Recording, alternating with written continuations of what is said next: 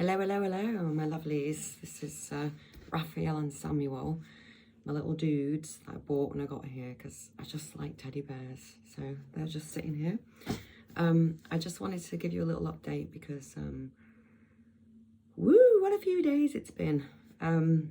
So I went walking in that beautiful sunshine the other day and had such an amazing day. It was so beautiful and it was just so incredible to be out in the woods. And you know, I really didn't think I was going to get up the first hill, but as you could see from the videos, if you watch them, that I kept recording, yeah, I was just having an amazing time. And I'm just noticing so much synchronicity and so much amazingness. Got back to the hotel at 3, and there was this couple at the bar, an American couple, and it was this warrior goddess black lady with hair that was just like crazy and amazing, and she was with this guy who was a 33-degree Mason, and we had probably a 2.5-hour chat, and it was pretty interesting, very activating. I was activating them as well, and we kind of exchanged numbers because there's some projects that we might be able to do. So everything was going rather swimmingly, and then I had a conversation with a friend in need, which took me past the end of dinner time, because up here in Lake District, you know, they like to have the dinner early, and it's like you got to make sure that, you know, you got to respect the fact they like to finish work early. And in fact, I just went down for breakfast, thinking that breakfast started at 7, but it starts at 8. Anyway, it's all good. I get to do this, and it's almost time. And I only go just to get out of the room. Could go for a walk. Sorry, I'm digressing, but I will get back to it. It is now, after they sprayed, we now have a grey day. So that all the people coming here for their weekend little trip with the family are going to be all no sunlight and all that. But anyway, let's just say it's the white hats protecting them from over activation of the pineal gland, right? And going crazy. So anyway, I'd had this conversation with a friend of mine. Came into the, you know, the guys that work at the Holbeck Gill. I was just staying there, and I said, oh my God, I'm, you know, a bit late, so, you know, I'm not going to put you to any trouble. I'll just get a soup. And was met by this Princess Tom, who I'm going to, you know, anyway, let's see where, told me I wasn't allowed any food. He couldn't go in the kitchen. I should have come in earlier. Now, it wasn't the words. I don't really care about the words. It was the way he spoke to me. And then, very bizarrely, I met an American couple who were Trump supporters. But they also believe the virus is real and the vaccine is necessary and that it's curing people. The minute I mentioned God, everybody got nasty. It was insane. The barman got involved, this bearded thing. Sorry, I just, you know what, if you suit the beard, great. If you don't, shave it off, because it's lazy. And he got involved and was saying, oh, I've done this physics, and I did this, and I did the other, and I know viruses are trending. You can say what you like, mate. There's no such thing as a virus. A virus is your body's natural way of getting rid of all the shit they've been pumping into us for however long. So there was a huge amount of this horrible male aggressive energy, which if I had been there with a husband or a male other, I'm pretty sure they wouldn't have done.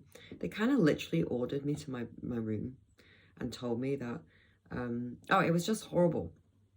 And so, yeah, so I left the next morning, and luckily there was a really lovely guy who was the embodiment of divine masculine, and he was mortified. I couldn't stop crying because of the energy that they had put into me. It was extremely threatening. And but I came down to breakfast like full warrior mode. I was loud and proud and telling everybody what had happened, so that, you know, and everybody was agreeing that, you know, it's not great. It's really gone downhill. And what I've noticed as well is there's a lot of the places I'm going to, if I'm just having lunch or a drink or whatever, there's a lot of staff shortages. And they're really struggling. And I've been very patient with that, you know, I get it. I've done that job. I had to support myself through school and uni and stuff by doing waitressing and bar work, and even yeah, even took a year out and just that's all I did. So I get it, and I have like total sympathy because it's not an easy job. You don't speak to people like that.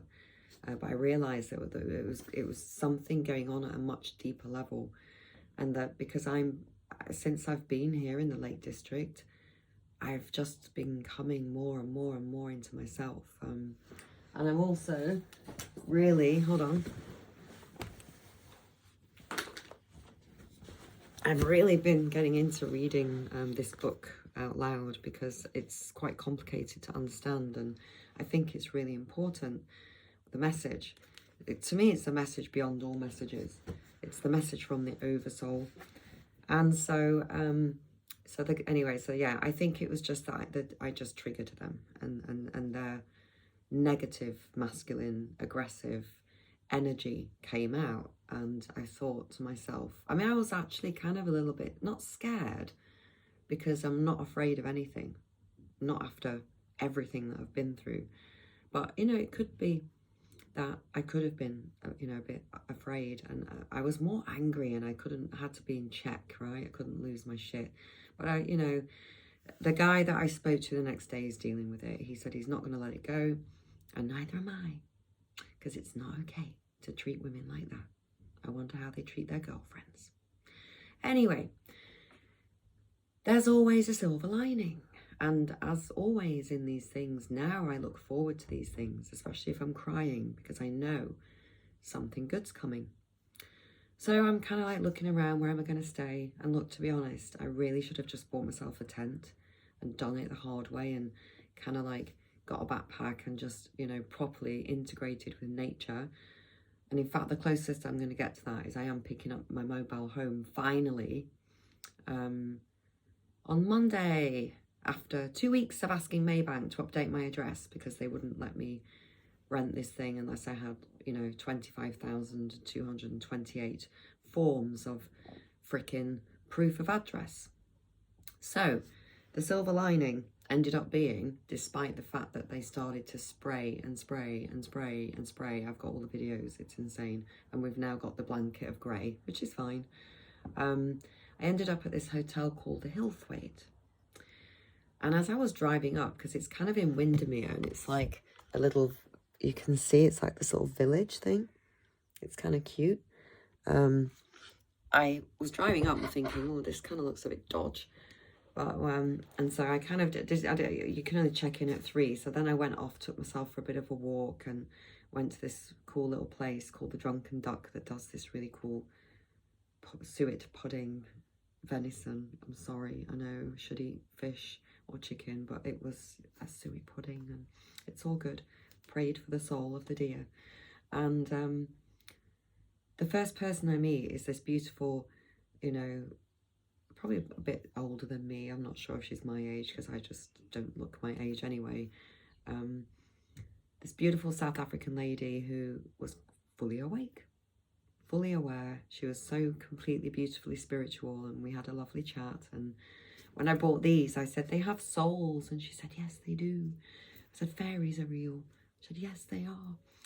And so I pottered around in my room, had a shower, and it was still kind of sunny. They hadn't gone crazy with the spraying. I mean, they had been doing it. I felt like they had been doing it in the afternoon, and when I was having lunch, and I felt like I transmuted it because it became blue. But then as I was sitting here, it was literally 1 every minute. It was crazy, but it was still sunny. So I got myself a little drink, and I sat out on the patio and had a cigarette. And I wanted the ashtray, and I said to the 2 ladies, you know, there was 2 ladies sitting near me, and I said to them, are you okay if I have a cigarette? And they were like, oh, it's all right, of course you can, love. I was like, oh my God, you're from Liverpool? And they're like, yeah. They said, where are you from? I said, well, I'm actually originally from Blackpool, but I've been living in Malaysia for 22 years. So one of them says, oh my God, I was in Malaysia, like in July.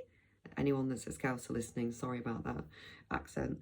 And I was like, oh my God, small world. So we sit down, get talking for 5 hours. We had dinner together, And then I kind of had gone outside to kind of do my own thing after dinner because they were still eating and having pudding and stuff. And then I was like sitting outside and I was about to get up and go to bed at probably about 8:30.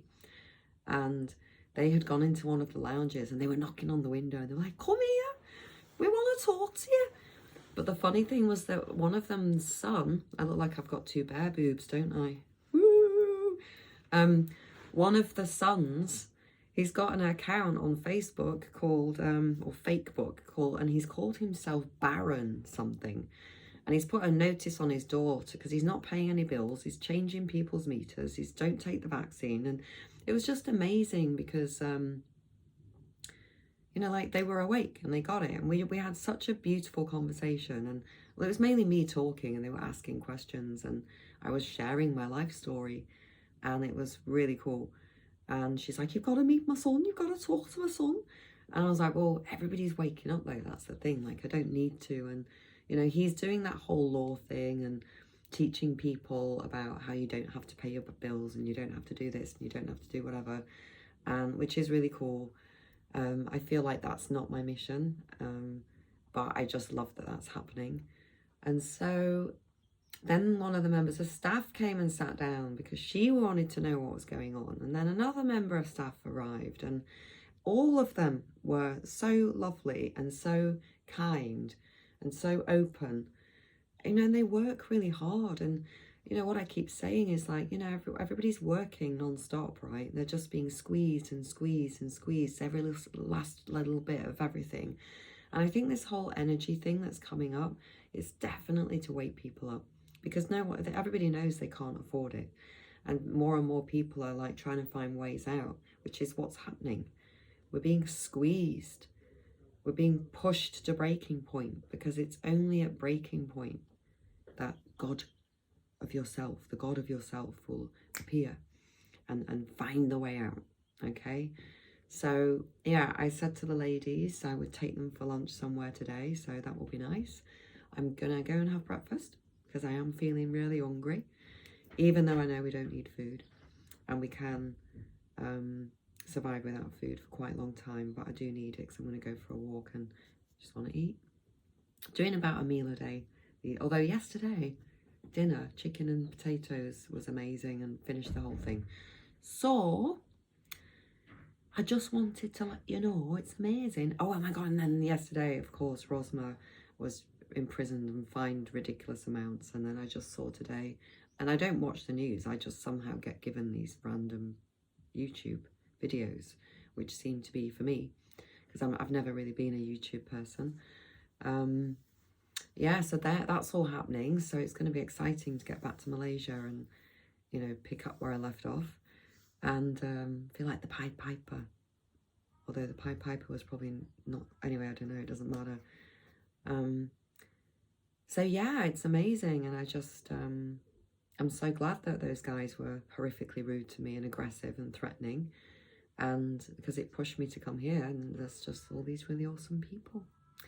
So I'm going to take myself off for breakfast, then I'm going to read another chapter of this, and for any of you that have listened to it, and I don't think many people have, it's hard going to read, and even though I've kind of read it so many times and I've got all my notes, and especially these chapters, like we're really getting into it, chapter 10 and chapter 11 is really getting into it, you know, and I'm about to read Soulmates, and the whole point is, you know who your soulmate is?